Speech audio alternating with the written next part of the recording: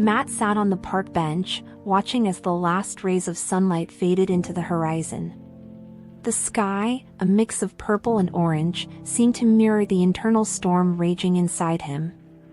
At 25, Matt had lost his sense of direction. His life felt like a series of half-starts, of dreams abandoned too soon. He had dropped out of college to take care of his sick mother, and after she passed, he felt stranded, unsure of how to rebuild a future that seemed to have crumbled beneath him. As he sat lost in thought, he noticed a man shuffle toward the bench. The man looked old, far older than his years might have suggested. His clothes were worn, his face lined with deep wrinkles, but his eyes told a story of loss, regret, and maybe a glimmer of hope. The man sat down, not saying a word at first, but his presence was heavy, as though he carried the weight of the world on his shoulders. Minutes passed in silence, with neither acknowledging the other. Then, almost as if he couldn't contain it anymore, the man spoke, his voice low and raspy. "Funny thing about life," he said, not looking at Matt, "it can take everything from you when you're not paying attention."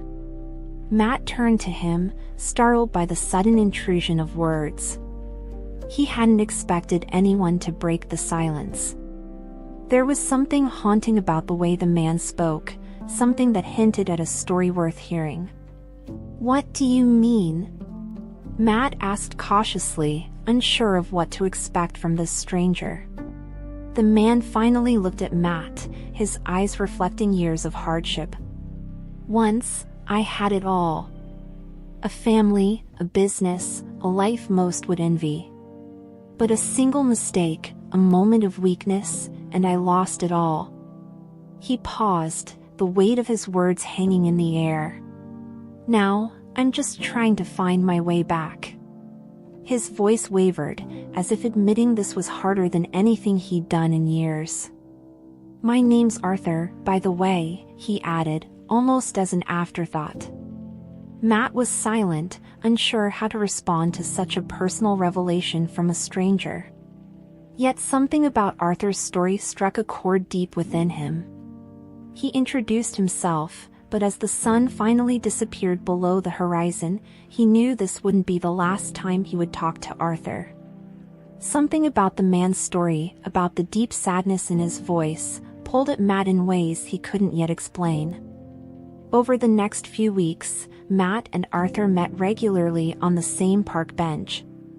What started as casual small talk slowly deepened into something more, a bond forged through shared pain and unspoken regrets.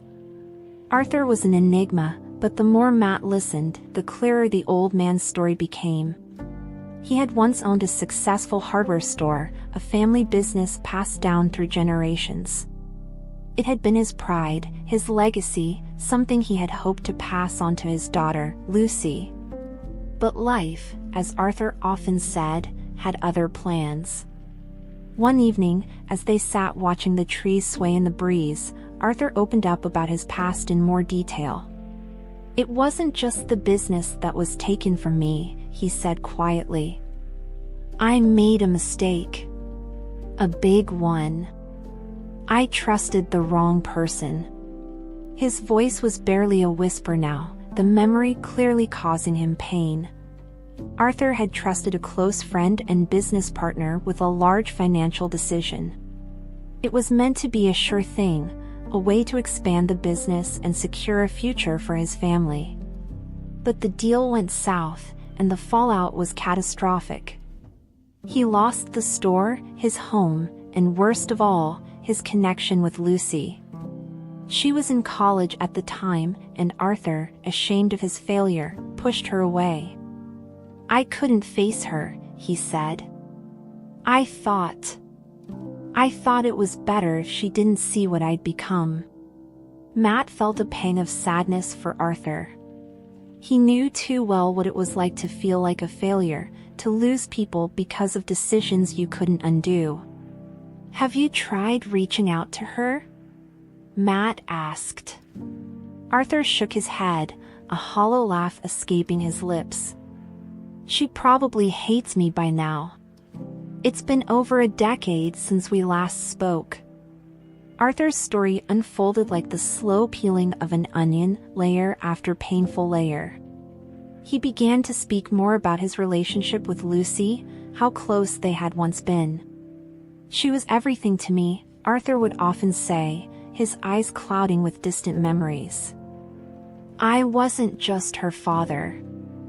I was her friend. We used to spend weekends fixing things around the house, or she'd help out in the shop, learning the trade. I always thought I'd be the one to teach her everything I knew. But when the business collapsed, Arthur's pride wouldn't let him ask for help, not even from his daughter. He recounted the night he decided to sever ties. It was just after the store had officially gone bankrupt. Arthur had stood in the ruins of his once thriving business, too ashamed to face Lucy, too broken to ask for her forgiveness. "I told myself it was for her own good," Arthur whispered, the regret palpable in his voice. "I thought I could fix it, that I'd make things right and come back to her. But I never did." Matt's heart ached for Arthur, but he was also frustrated. "You're her father," Matt said one day, his voice rising slightly. "Don't you think she would have rather had you in her life, even if things were bad? You can't just abandon someone and think it's for their own good." Arthur looked down, nodding slightly. "You're right," he said softly. "But when you're in the thick of it, when everything's crumbling around you, you make choices. Sometimes they're the wrong ones." Matt couldn't shake the feeling that something needed to be done. Arthur's story was haunting, but what disturbed Matt most was that the old man had simply accepted his fate. It was as if Arthur believed there was no chance of reconciliation, no hope left. But Matt didn't believe that. There had to be a way to find Lucy, to help Arthur rebuild the bridge he had burned so long ago. One evening, as they sat on the same park bench, Matt brought up the idea. "You should try to find her," he said. Arthur looked at him, surprised by the suggestion. "Lucy?" he asked, his voice heavy with doubt. "She wouldn't want to see me. Not after all these years." But Matt persisted. "You don't know that," he said. "You don't know how she feels now. People change. Time changes things. Maybe she's been waiting for you to reach out." Arthur was silent for a long time, staring off into the distance. Matt could see the wheels turning in his mind, the internal battle between hope and fear. "It's been so long," Arthur finally said, his voice thick with emotion. "What if she hates me?" Matt leaned forward, his voice firm but kind. "What if she doesn't?" The search for Lucy began in earnest the very next day. Matt took the lead, scouring social media, reaching out to old friends and contacts who might know where she was. It wasn't easy. Lucy had moved several times since her last known address, and tracking her down felt like trying to find a needle in a haystack. But Matt was determined. He knew how important this was for Arthur, and in a way, it had become important to him too. Arthur, for his part, was a bundle of nerves. Every day that passed without a lead seemed to chip away at his hope. "Maybe this is a sign," he said one evening, his voice laced with defeat. "Maybe I'm not meant to find her." But Matt wasn't willing to give up. "You've come this far," he reminded Arthur. "We can't quit now." Finally, after weeks of searching, Matt found a possible lead. Lucy had taken a job in a nearby city and was working as a marketing executive for a small but successful company. When Matt told Arthur the news, the old man's face lit up with both excitement and fear. "What if she doesn't want to see me?" Arthur asked, his voice trembling. Matt had no answer for him. All they could do now was reach out and hope for the best. Just as they were preparing to contact Lucy, Matt made an unexpected discovery. While helping Arthur clean out his tiny apartment, he stumbled upon an old, yellowed letter tucked away in a forgotten drawer. The envelope was sealed but never sent, and it was addressed to Lucy. Arthur had written it years ago, pouring out his heart, apologizing for pushing her away, and expressing his deep desire to make amends. "I couldn't send it," Arthur admitted, staring at the letter as if it were a ghost from his past. "I didn't have the courage. I wasn't sure if she would even care to read it." Matt read through the letter carefully, feeling the raw emotion in every word. It was clear that this letter held the key to bridging the gap between father and daughter. "You need to give this to her," Matt said firmly, handing the letter back to Arthur. At first, Arthur resisted, unsure if it was the right thing to do after so many years. But Matt's conviction swayed him. "If you really want to fix this, start by being honest," Matt said. Arthur finally nodded, agreeing to give Lucy the letter when they found her. The day came when Matt decided to deliver the letter himself. He found Lucy's office building, a sleek, modern structure that seemed worlds away from the humble life Arthur had described. Matt felt a knot of anxiety tighten in his stomach as he entered the lobby, but he pushed forward. Lucy was not expecting him, and when he introduced himself as a friend of her father, her reaction was cold. "I haven't heard from my father in years," she said, her voice sharp. "I don't see why I'd start now." Matt's heart sank, but he didn't give up. He handed her the letter and said, "Just read it. If you don't want to talk to him after that, I'll understand. But at least hear him out." Lucy hesitated, glancing at the worn envelope as if it might burn her fingers, but eventually, she took it. "I'll think about it," she said, before turning and walking away. Matt left the office with a heavy heart, unsure if Lucy would ever open the letter. He knew how much this meant to Arthur, and he hated the idea of returning with nothing but a vague promise. Still, there was nothing more he could do. It was in Lucy's hands now. When Matt returned to Arthur's apartment, he could see the hope and fear warring in the old man's eyes. "Did she say anything?" Arthur asked, his voice barely above a whisper. Matt shook his head. "She took the letter, but I don't know if she'll read it." Arthur's face fell, and he sank into his chair, staring at the floor. "I wouldn't blame her if she didn't," he said quietly. "After everything I did, I wouldn't blame her at all." Arthur opened up more about the decision that had led to his downfall. It wasn't just a financial mistake, it was a betrayal of the trust his family had placed in him. He had gambled their future on a risky investment, believing he could fix everything if it went wrong. But when it did go wrong, Arthur had been too ashamed to face his family, too proud to admit he needed help. "I thought I was protecting them," Arthur said, his voice cracking. "But all I did was push them away." Matt could see the pain etched on Arthur's face, the deep regret that had haunted him for years. "You made a mistake," Matt said gently. "But that doesn't mean you can't try to make it right now." Days turned into weeks, and there was no word from Lucy. Arthur began to lose hope, withdrawing into himself more with each passing day. Matt visited often, trying to keep his spirits up, but even he started to doubt whether Lucy would ever reach out. Then, one afternoon, Arthur's phone rang. It was a number he didn't recognize, but when he answered, his breath caught in his throat. "Dad?" It was Lucy. She had read the letter.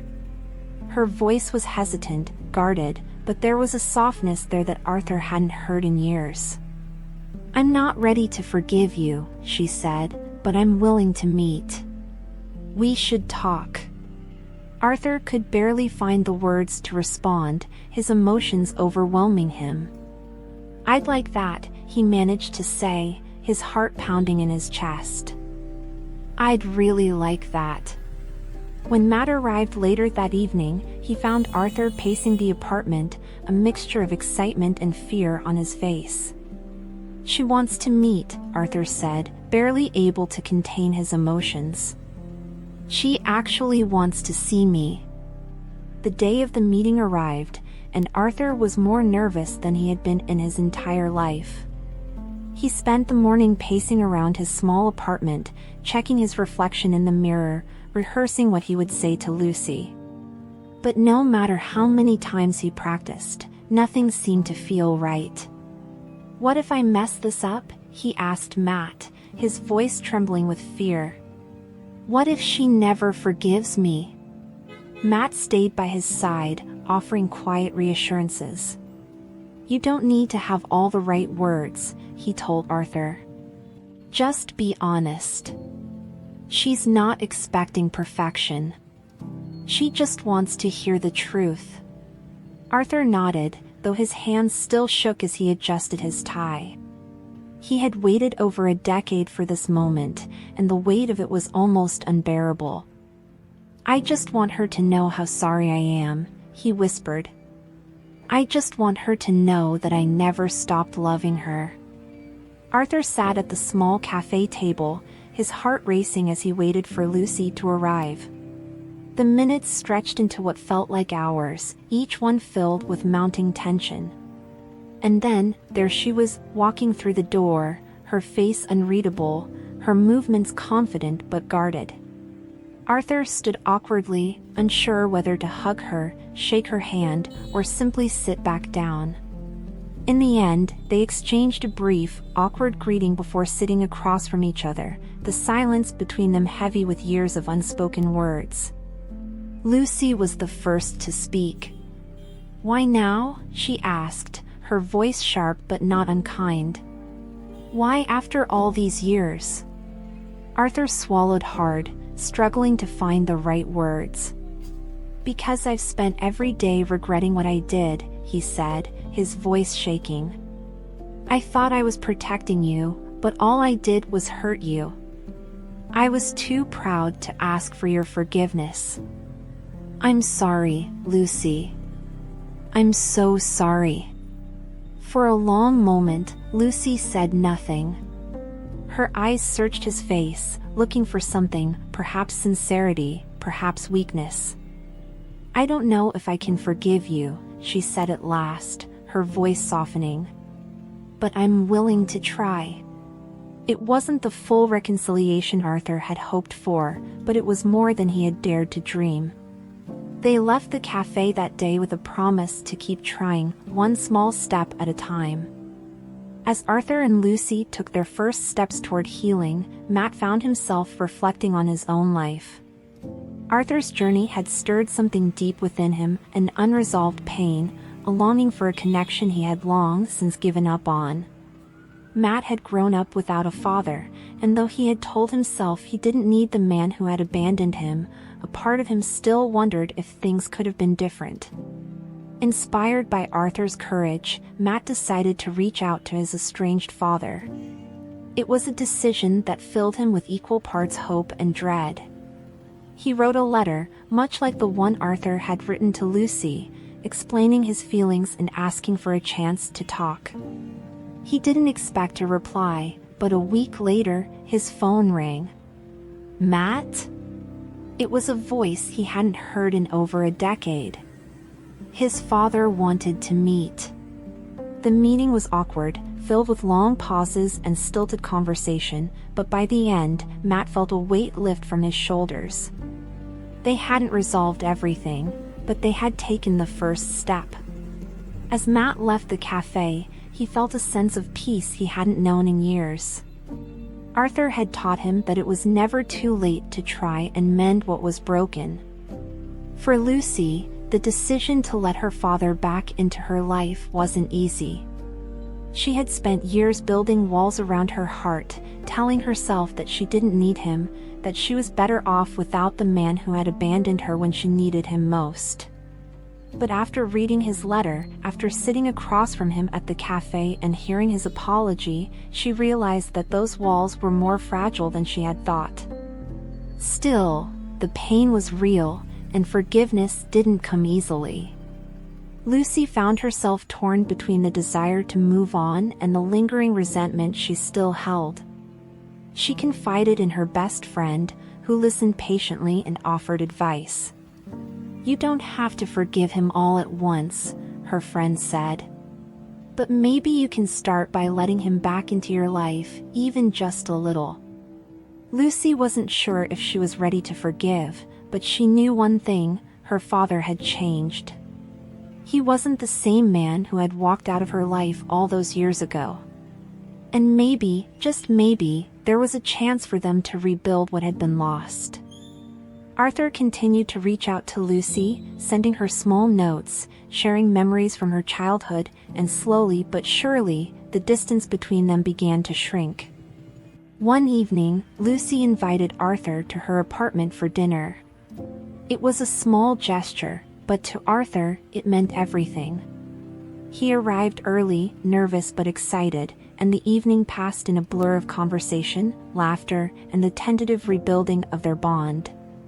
As they sat together after dinner, sipping tea and reminiscing about the old days, Lucy felt a sense of peace she hadn't known in years.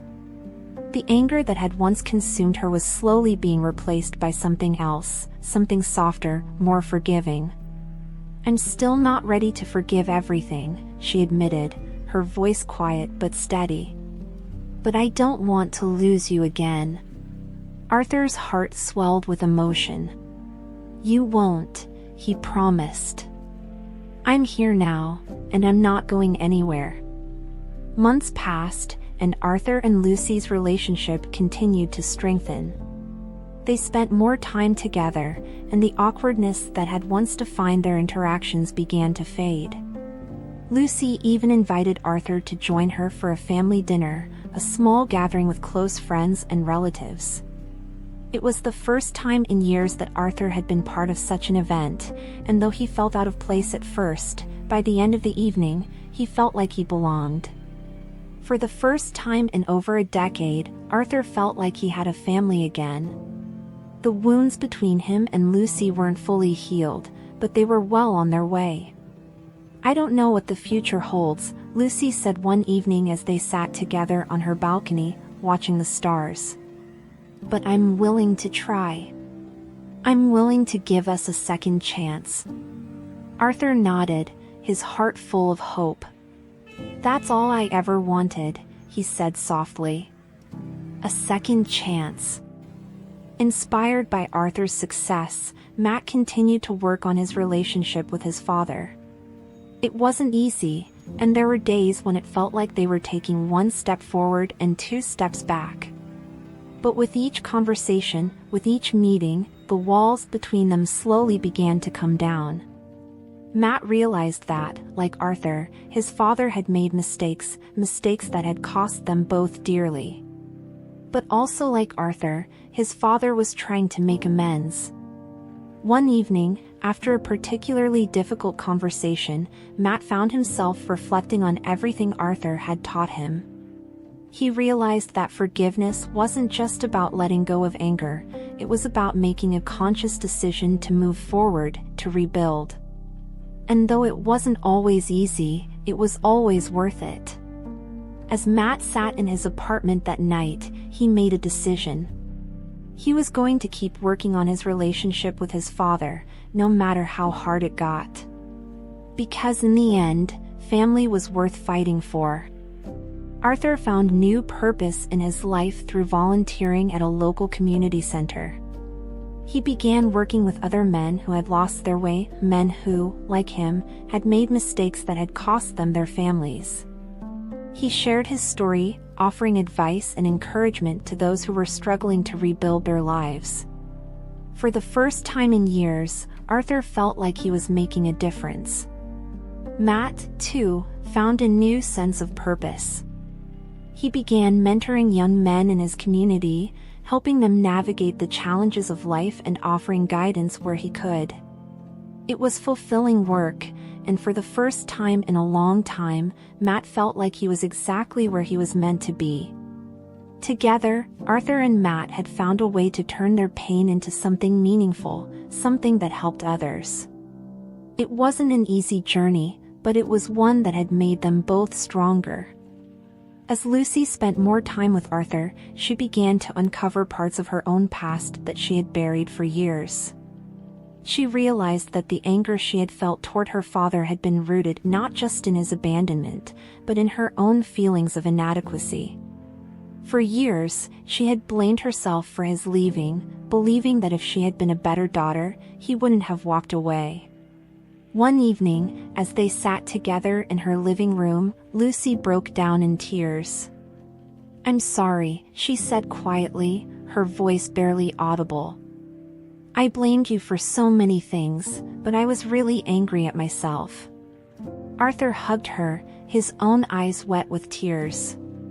"We both made mistakes," he whispered. "But we can move forward now."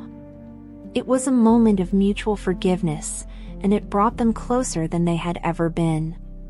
For the first time in years, Lucy felt like she could finally let go of the anger that had held her back for so long. The months that followed were filled with small but meaningful moments of healing. Arthur and Lucy continued to rebuild their relationship, spending more time together and slowly learning to trust each other again. One day, Lucy handed Arthur a letter, a heartfelt message thanking him for his efforts to mend their relationship and expressing her hope for the future. "I'm still not ready to forgive everything," the letter read. "But I'm ready to try. Thank you for never giving up on me." Arthur was moved to tears as he read the words. He had been given a gift he thought he'd lost forever, a chance to be a part of his daughter's life again. It wasn't a perfect reconciliation, but it was a start. And for Arthur, that was enough. One day, Arthur received a phone call from Lucy, and her voice was filled with excitement. "Dad, I have some news," she said, barely able to contain her joy. "I'm pregnant. And we're naming him Arthur." Arthur was speechless. He had never expected such a gift, and the thought of his name living on through his grandson was overwhelming. When the baby was born, Arthur was the first to hold him. As he looked into the baby's eyes, he felt an indescribable sense of peace. His legacy would live on, not just through his name, but through the love and forgiveness that had brought him and Lucy back together. In that moment, Arthur realized that everything he had gone through, all the pain, all the regret, had led to this. His family was whole again, and his heart was full. After the birth of Lucy's son, Matt decided it was time to take the next step in his own life. He had always dreamed of leaving the small town where he had grown up, but fear and uncertainty had held him back. Now, with the weight of his past lifted, he felt ready. He packed his bags and moved to a new city, eager to start fresh and build a future that was entirely his own. Before he left, Matt visited Arthur one last time. "Thank you," he said, his voice thick with emotion. "You've taught me more than I ever expected." Arthur smiled and handed Matt a small box. Inside was a watch, one that had belonged to Arthur's father. "Take this," Arthur said quietly. "It's a reminder that time is precious. Don't waste it." Matt nodded, deeply moved by the gesture. As he left Arthur's apartment, he felt a surge of hope and possibility. His future was wide open, and for the first time in years, he was excited about what lay ahead. As Matt settled into his new life in the city, he couldn't help but think back on the journey that had brought him here. Arthur's wisdom and guidance had changed his life in ways he hadn't even realized at the time.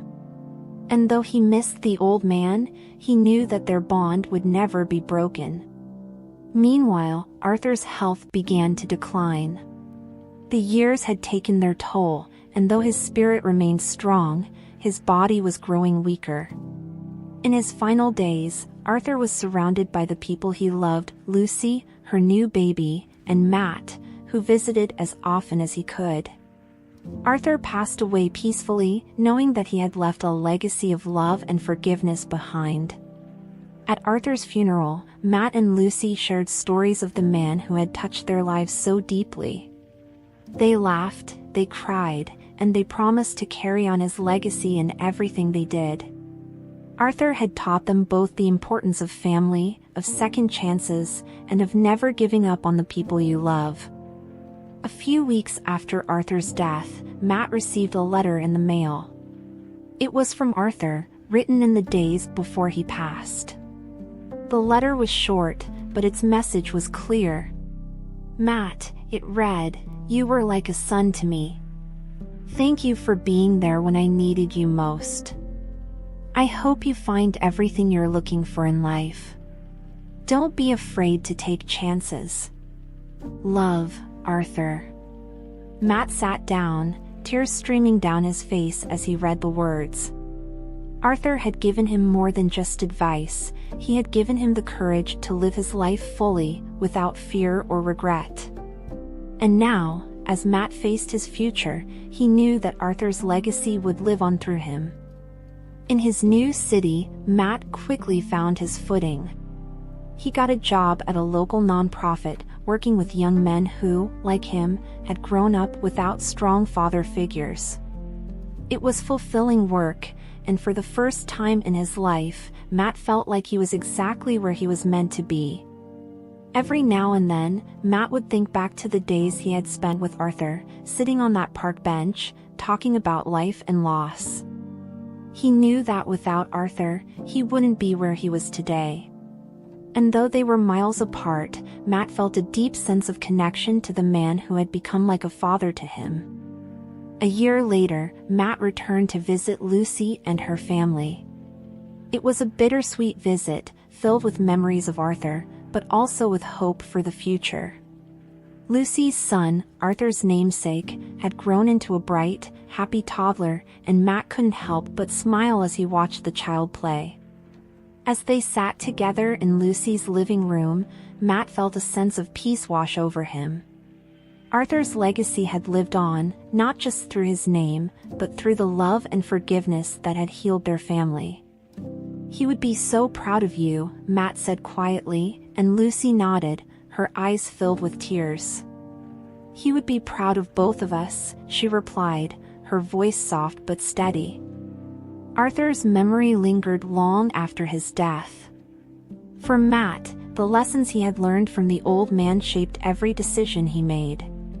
He carried Arthur's watch with him everywhere, a constant reminder of the importance of time and the need to make the most of it.